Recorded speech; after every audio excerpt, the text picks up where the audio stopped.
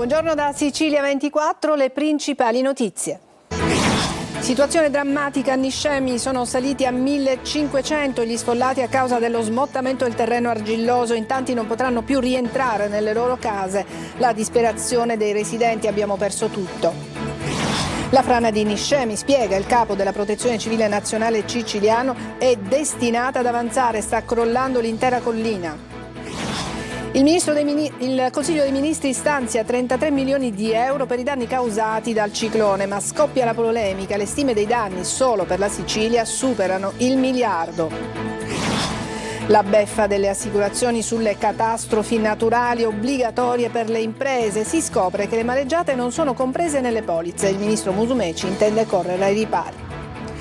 Operazione antidroga a Messina, 15 le persone coinvolte, a Catania sequestrati 140 kg di sostanza stupefacente, arrestati padre e figlio. È il giorno della memoria per ricordare le vittime dell'Olocausto. Al centro fieristico Le Ciminiere di Catania una mostra su Anna Frank.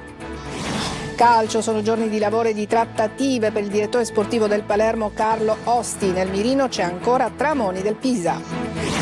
Serie C, Catania al lavoro stamattina in vista della gara di sabato pomeriggio a Potenza contro il Sorrento. Assunti sicuri di Tacchio infortunato e Casasol squalificato.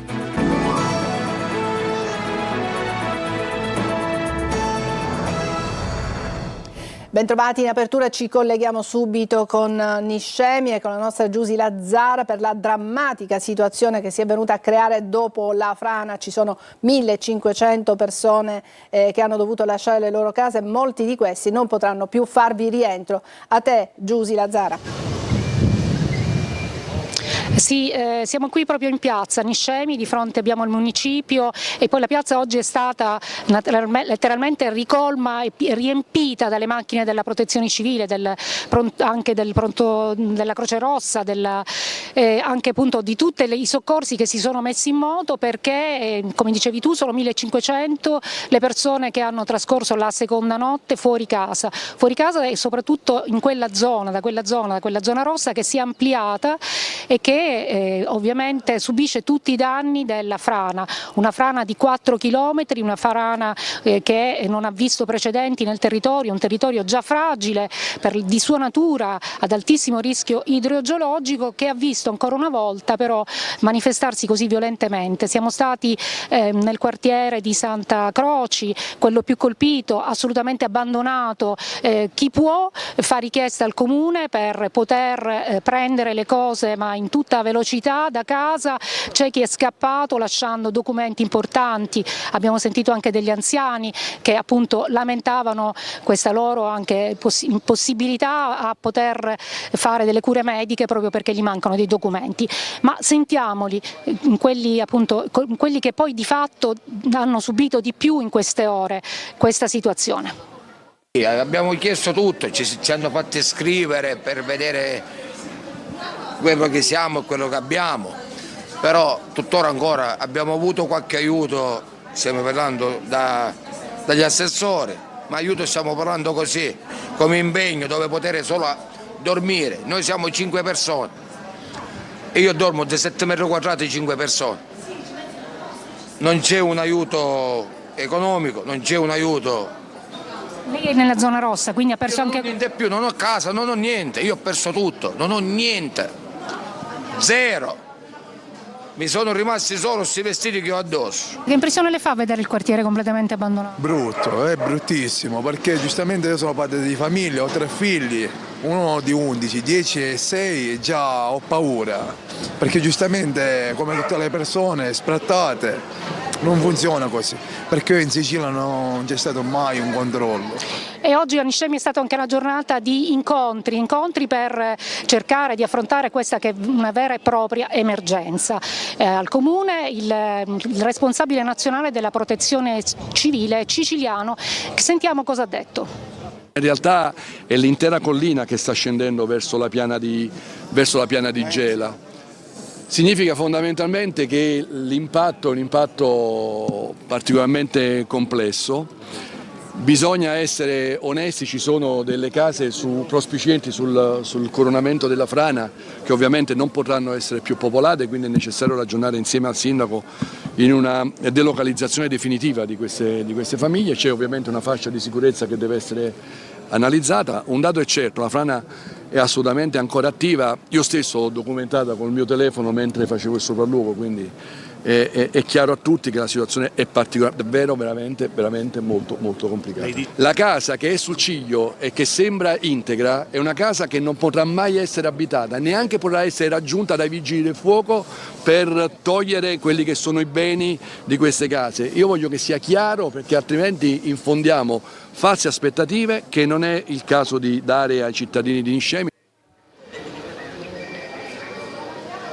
E alla stessa riunione era presente anche il Presidente della Regione Schifani, che soprattutto ha puntato l'attenzione su quelli che saranno gli interventi per chi ha perso la casa. È una situazione grave, dinamica, non è un terremoto dove avviene e poi si ricostruisce, questa è una situazione critica in evoluzione, per cui è giusta la indicazione di 150 metri di sicurezza, poi si verificherà se ridurla o meno, però è evidente che c'è tanta gente che non tornerà più in quell'abitazione, non può più tornare. Si sono fatte analisi sull'aspetto dell'assistenza sanitaria che viene garantita, abbiamo fatto degli incontri, stiamo sollecitando il riaggancio del gas che manca, naturalmente si potenzieranno le squadre dedicate a questa attività, le abbiamo fatto chiamare. Per quanto riguarda poi la questione della ripopolazione di chi perderà la casa, ci stiamo facendo carico di realizzare un programma di ricollocazione a spese naturalmente pubbliche di nuovi alloggi, alcuni nuovi in via di fatto sostanzialmente, altri trasferimenti in alloggi già esistenti, ma comunque c'è un piano che prevede di dare garanzia a tutti coloro i quali non potranno rientrare nelle loro abitazioni di poter avere una nuova abitazione.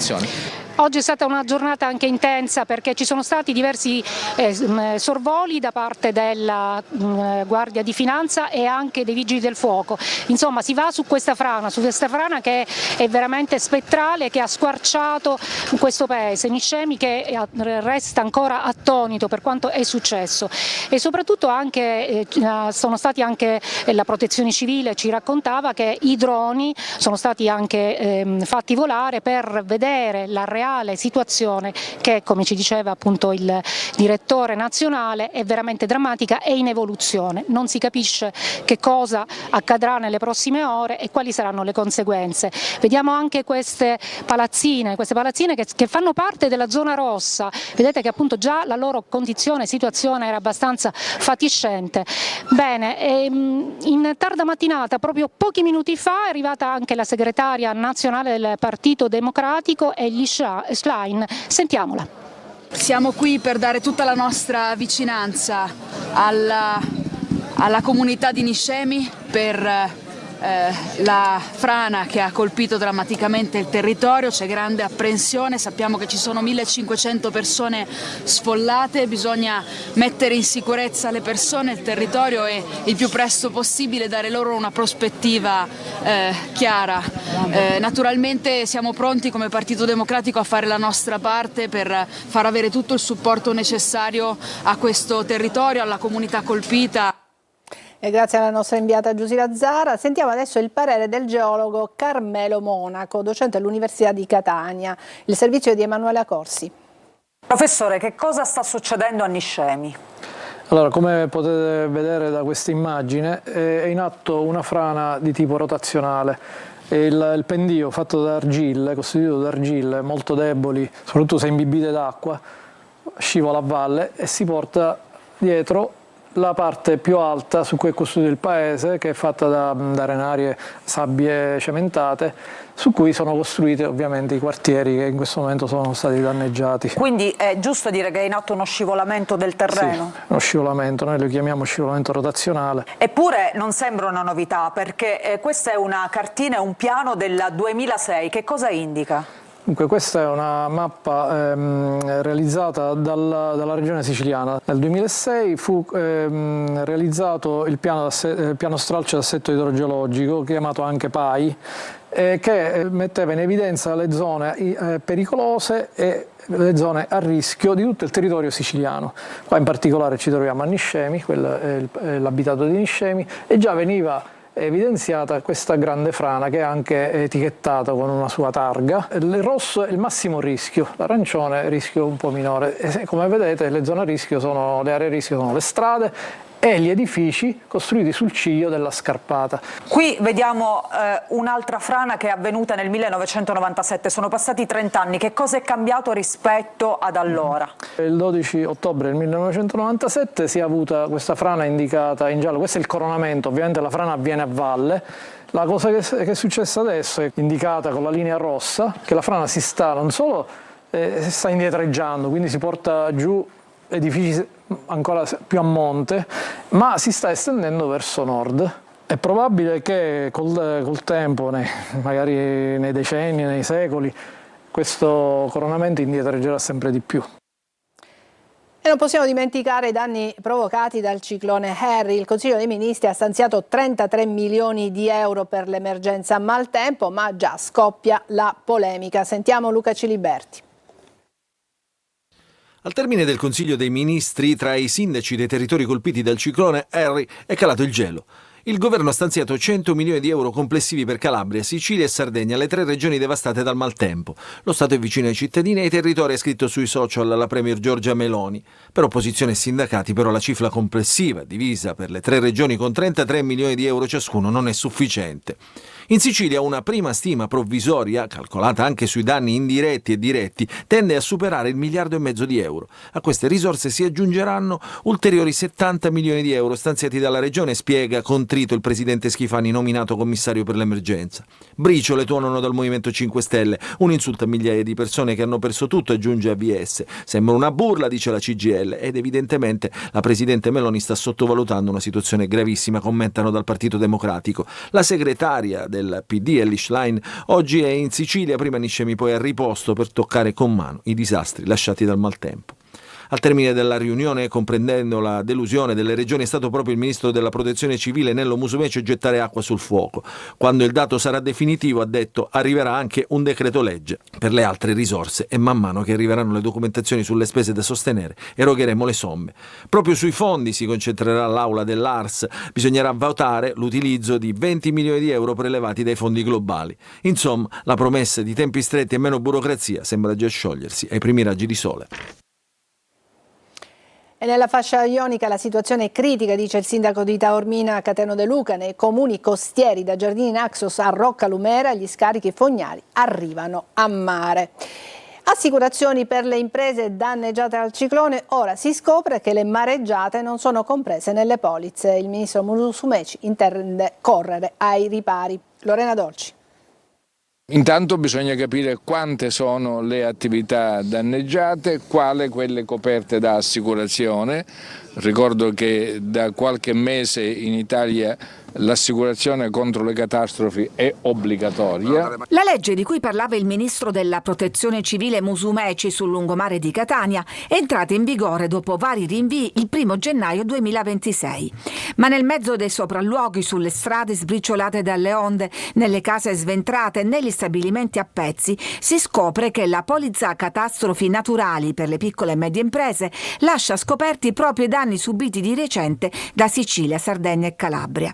L'allarme di Assoutenti, secondo cui le mareggiate non rientrano nella categoria dei rischi, viene confermato dalle assicurazioni. Tutto ciò che riguarda acqua salata non rientra nella copertura. E si è escluso il tema delle mareggiate, che invece è quello che purtroppo ha colpito la nostra terra. Una norma che è stata introdotta con la manovra 2024, pensando soprattutto alle alluvioni che hanno devastato il centro Italia. Poi già prevede la copertura per terremoti, sismi, alluvioni, inondazioni, esondazioni e frane. L'assenza di polizza non comporta multe per le imprese, ma chi non ha rispettato l'obbligo potrebbe essere escluso da contributi, sovvenzioni e agevolazioni. Il ministro Musumeci è tornato sul tema, bollando come un bizantinismo la differenza tra ciclone e mareggiata e annunciando l'apertura di un tavolo di confronto con il settore assicurativo. Il presidente Lars Gaetano Galvagno ha istituito un conto corrente intestato alla Regione proprio per dare sollievo alle popolazioni colpite dal maltempo. In sovraimpressione vedete il codice IBAN. 15 arresti a Messina per spaccio di droga, stroncata un'organizzazione del villaggio CEP che spacciava in città e provincia. Francesco Triolo. 15 arresti, 12 in carcere e 3 ai domiciliari sono stati eseguiti dalla squadra mobile di Messina su disposizione della direzione distrettuale antimafia, decapitata un'organizzazione con base nella zona sud della città, il villaggio CEP, strutturata e dedita al traffico di sostanze stupefacenti, cocaina, hashish e marijuana destinati al mercato di Messina e dell'intera provincia. Le accuse contestate sono associazione per delinquere finalizzato al traffico di sostanze stupefacenti e numerosi episodi di acquisto e cessione di ingenti quantitativi. Le indagini avviate nell'aprile del 2022 dopo l'arresto in flagranza di uno dei fornitori del gruppo durante una consegna di cocaina sono state condotte attraverso appostamenti, pedinamenti e videosorveglianza. L'organizzazione aveva una ripartizione di ruoli e compiti oltre che armi, così da esercitare un effettivo controllo del territorio. Il capo gestiva i rapporti con i fornitori calabresi e catanesi, con l'aiuto del figlio c'era poi una rete di distribuzione capillare sia all'ingrosso che al dettaglio. Nelle comunicazioni tra loro i membri utilizzavano cautela e prudenza, spesso le conversazioni sono state riprese con gli indagati coprirsi a bocca o parlare a bassa voce all'orecchio. Sequestrati circa 12 kg di droga, 8 pistole, 2 fucili e 45.000 euro in contanti. Adesso una breve pausa, a tra poco.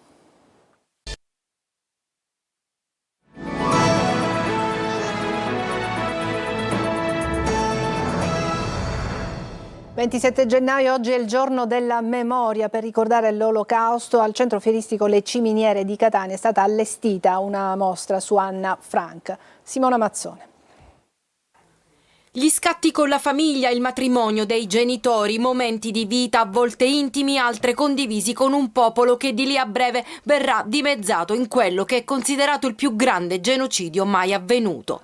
La storia di Anna Frank è passato ma anche presente, perché il giorno della memoria oggi assume un significato ancora più profondo, diventando monito attivo contro l'odio razziale e un appello alla responsabilità universale. Occorre prevenire la piaga dell'antisemitismo, ha detto il premier Meloni, un percorso di memoria e richiamo secondo il sindaco di Catania. Quello che noi dobbiamo fare è non celebrare la memoria, ma rispettare il nostro passato per provare a correggere i nostri errori.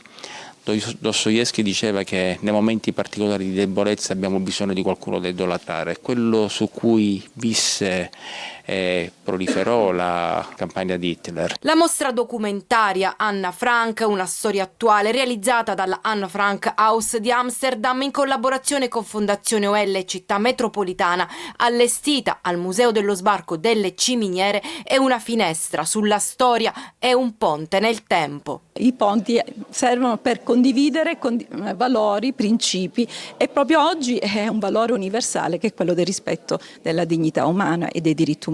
A rendere ancora più interessante la visita e la presenza degli studenti come Ciceroni. Dobbiamo eliminare i pregiudizi, dobbiamo essere capaci di costruire una società nella quale siamo capaci di guardare al diverso come un fratello e non come un nemico.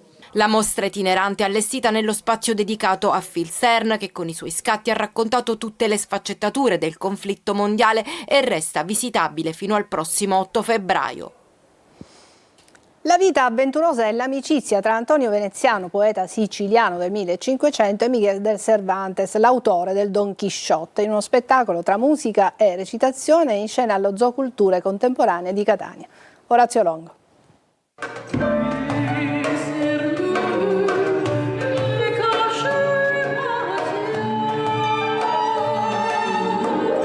Antonio Veneziano fu uno dei cosiddetti artisti maledetti del 1500. Partito da Monreale, ebbe una vita avventurosa che lo vide persino rapito dai pirati durante un viaggio verso la Spagna, condividendo ad Algeri la prigionia con un certo Miguel de Cervantes, il futuro autore del famoso libro del Don Chisciotte. Lo spettacolo Raju di Bellizza, l'ultimo volo di Antonio Veneziano, andato in scena al Centro Zoo Cultura Contemporanea a Catania, ha rappresentato un percorso attraverso le musiche di Carmen Failla, interpretate dalla Broken Consorts con la voce di Francesca Allaganà e i testi di Francesco Randazzo, sulla vita, le vicissitudini e l'arte del poeta siciliano che sembra essere stato di ispirazione a Cervantes per tracciare la personalità del cavaliere errante.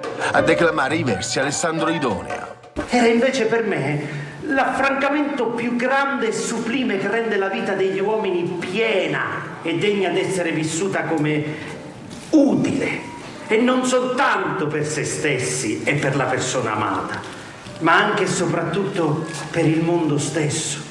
Insieme a Pucci Giuffrida, patron della cantina Alcantara Winery, che ha dedicato un'etichetta Etna Doc da collezione al poeta, hanno dialogato il filologo Gianni Garrera, il professor Francesco Carapezza dell'Università di Palermo e il ricercatore Gianluca Vecchio.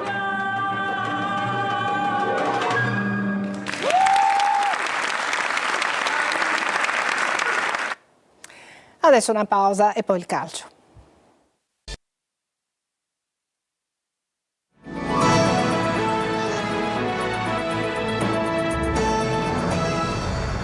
Eccoci al calcio, sono giorni di lavoro e di trattative per il direttore sportivo del Palermo Carlo Osti. Nel mirino c'è ancora Tramoni del Pisa, stretta finale per convincere il club nerazzurro a cedere il francese che ha già detto sì al Palermo. Marco Gullà.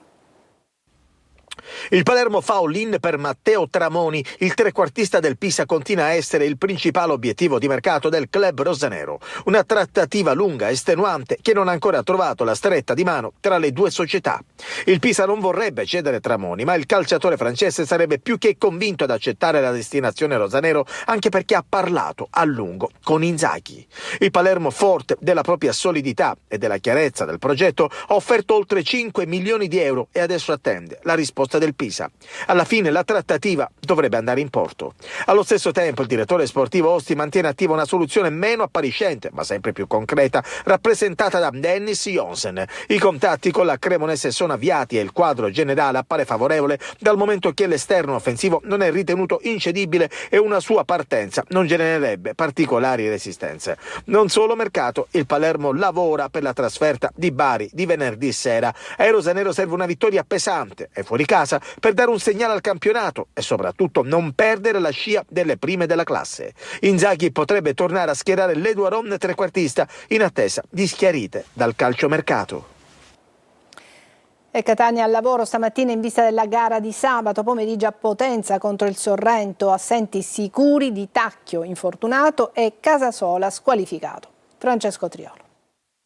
Niente consueto riposo di martedì per il Catania. La partita col Sorrento anticipata al sabato fa cambiare i programmi settimanali e così oggi la squadra si è allenata regolarmente agli ordini di Mimmo Toscano. La vittoria con il Cosenza ha alimentato fiducia ed entusiasmo in un gruppo che sta crescendo anche nell'affiatamento e nell'unità di intenti. Daniele Donnarumma, ospite ieri sera a Corner, ha spiegato l'importanza di essere squadra. Con tutte le difficoltà che comunque si sono presentate lungo questo nostro percorso, con tutti i vari infortuni, i vari problemini, sicuramente se non avevi dietro un grande gruppo, un gruppo di ragazzi e di giocatori e di uomini prima che remano tutti quanti nella stessa direzione, non si va poi così tanto lontano. Infortuni e squalifiche, come ha ricordato Donnarumma, sono stati tanti, non mancheranno nemmeno questa settimana. Per esempio Casasola sarà squalificato, mentre l'infortunio di Di Tacchio nella rifinitura pre-Cosenza costringerà Toscano a perderlo per almeno un mese, visto che ha riportato l'infrazione della quarta costola sinistra e sarà costretto a guardare i suoi compagni in un mese di febbraio particolarmente intenso. Sorrento, Trapani, Cerignola, Siracusa e Giuliano sono le avversarie da affrontare. Al suo posto Toscano potrà scegliere tra Corbari, schierato contro il Cosenza, o Di Noia, nuovo acquisto e più portato al palleggio rispetto agli altri centrocampisti in organico. Da gestire anche Lunetta, partita in panchina nelle ultime 2 giornate a causa di un problema a una spalla. Pieraccini, fratturato sul metacarpo della mano sinistra, sarà invece a disposizione con l'ausilio di un tutore. Al posto di Casasola invece il sostituto naturale dovrebbe essere Raimo, ma bisognerà capire come Toscano vorrà affrontare la partita contro il Sorrento. È tutto per questa edizione di Sicilia 24, vi lascio al Focus che si occuperà ancora del disastro naturale avvenuto a Niscemi e della frana con 1500 sfollati. In studio Lorena Dolci con i suoi ospiti. Grazie per l'attenzione e a tutti buon pomeriggio.